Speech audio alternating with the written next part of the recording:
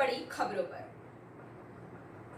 Bharat Biotech के business development and international advocacy head doctor Raches Ella के मुताबिक कंपनी जून से कोवैक्सीन का बच्चों के लिए ट्रायल शुरू कर सकती है। बकौल एला तीसरी चौथी तिमाही के अंत तक वैक्सीन के लिए WHO से मंजूरी मिलने की उम्मीद है। उन्होंने कहा कि साल के अंत तक उनकी विनिर्माण क्षमता बढ़कर 70 करोड़ खुराक हो जाएगी। दिल्ली में 1 जून से अनलॉक में छूट दिए जाने के संकेत मिल रहे हैं। दिल्ली के मुख्यमंत्री अरविंद केजरीवाल ने रविवार को कहा है कि हम 1 हफ्ते यानी 31 मई तक लॉकडाउन को बढ़ा रहे हैं। साथ ही उन्होंने ये भी कहा कि अगर केस इसी तरह घटते रहे जैसे अभी घट रहे हैं तो हम धीरे धीरे लॉकडाउन में ढील देंगे। केजरीवाल ने कहा कि केस घट रहे हैं और पॉजिटिविटी रेट में भी कमी आई है।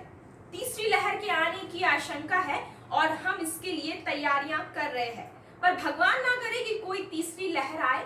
सभी स्वस्थ रहे, यही हमारी प्रार्थना है। CBSE, ICSE व विभिन्न राज्य शिक्षा बोर्डों की 12वीं कक्षा की परीक्षा पर रक्षा मंत्री राजनाथ सिंह की अध्यक्षता में हुई मंत्री समूह व राज्यों की बैठक में कोई फैसला नहीं हो सका। अधिकांश राज्यों ने कहा कि 12वीं की परीक्षा आयोजित करना महत्वपूर्ण है, लेकिन कोरोना की दूसरी लहर के थमने और स्थिति में सुधार के बाद ही सितंबर तक परीक्षाएं हों।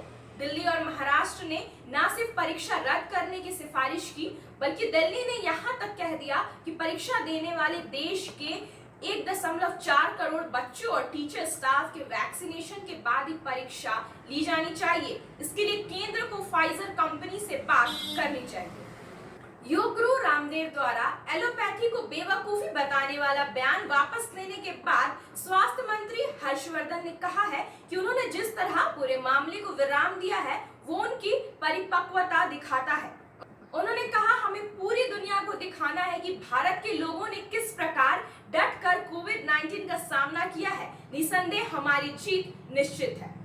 कांग्रेस के अनुसंधान विभाग के जाली लेटर हेड व झूठी व मनगढ़ंत सामग्री छापने का आरोप लगाते हुए छत्तीसगढ़ प्रदेश कांग्रेस ने बीजेपी प्रवक्ता संबित पात्रा और पार्टी के राष्ट्रीय उपाध्यक्ष रमन सिंह के खिलाफ रायपुर में FIR दर्ज करवाई है।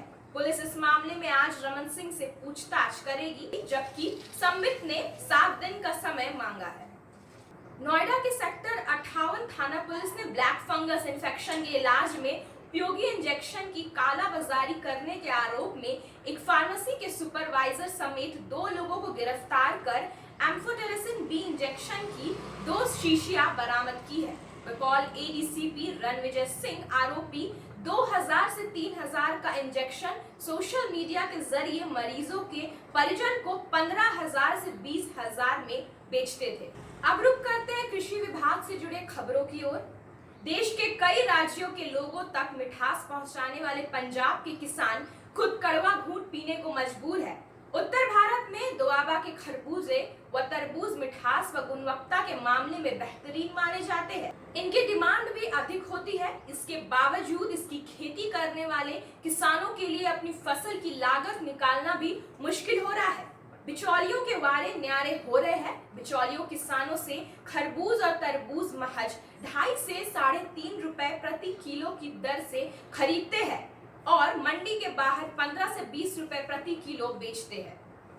छत्तीसगढ़ सरकार की तरफ से धान की खेती करने वाले किसानों के लिए बड़ा ऐलान किया गया है। दरअसल CM बघेल ने ट्वीट कर बताया है कि खरीफ सीजन 2021 और 2022 से धान के बदले बाकी फसलों की खेती पर छत्तीसगढ़ सरकार की तरफ से प्रति एकड़ 10,000 रुपए की इनपुट सब्सिडी दी जाएगी। अब नजर डालते हैं खेल जगत और बॉलीवुड से जुड़े खबरों की ओर। दिल्ली पुलिस ने रविवार को कहा कि हत्या के एक मामले में गिरफ्तार ओलंपिक पदक विजेता सुशील कुमार के पास शहर में कुश्ती सर्किट को आतंकित करने के लिए मारपीट की घटना का एक वीडियो था। दिल्ली की रोहिणी अदालत ने रविवार को ही पहलवान को 6 दिन की पुलिस हिरासत में भेजा है। पुलिस ने अदालत को बताया, सुशील ने प्रिंस उसके दोस्त से वो वीडियो बनवाने के लिए कहा था। उसने और उसके साथियों ने पीड़ितों को जानवरों की तरह पीटा। वो कुश्ती समुदाय में अपना डर स्थापित करना चाहता था। अंत में आपको बता दें कि जैसलमेर में तैनात इन्फेंट्री बटालियन के एक कमांडिंग ऑफिसर द्वारा सोनू सूद को लिखा पत्र वायरल हुआ है, जिसमें कोविड-19 फैसिलिटी के लिए उपकरण दिलाने में मदद मांगी गई थी। उन्होंने लिखा था कि सेना इसके लिए सूद की हमेशा आभारी रहेगी। सेना मुख्यालय के एक वरिष्ठ अधिकारी के अनुसार लगता है कि पत्र अत्यधिक उत्साह में लिखा गया। आज के लिए बस इतना ही। आगे हम आपको ऐसे ही और भी अपडेट्स देते रहेंगे। तब तक के लिए बने रहिए हमारे साथ और देखते रहे फसल क्रांति। अब मुझे दीजिए इजाजत। धन्यवाद।